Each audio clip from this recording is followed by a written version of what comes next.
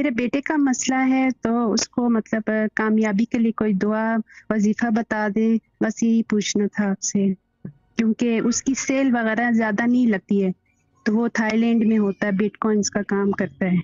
Bitcoin में तो नुकसान हो जाएगा बाजी। नाम बस वो क्या है? फिलहाल अभी वही काम कर रहा है, तो वो चाहता है शायान अली। 4 नंबर का है, कामयाबी नहीं होगी। 4 नंबर को ना स्टॉक में कामयाबी होती है ना बिटकॉइन में। मैंने छूटते ही बता दिया था, जो मुंह अच्छा। से पहले बात निकली वो सही है। बोलो कि कुछ फायदा होगा, पैसे निकाल ले, कोई और काम कर ले।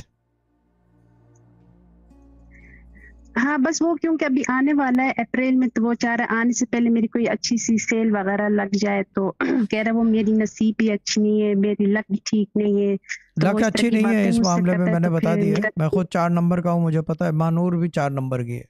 इस तरह के कामों में ना, कि अच्छा। ये बिटकॉइन या स्टॉक एक्सचेंज या ये जी। के इन्वेस्टमेंट्स, यकीन करें पूरी पूरी कंपनी डूब जाती है। 4 नंबर हम्म। वाले को रख लो तो।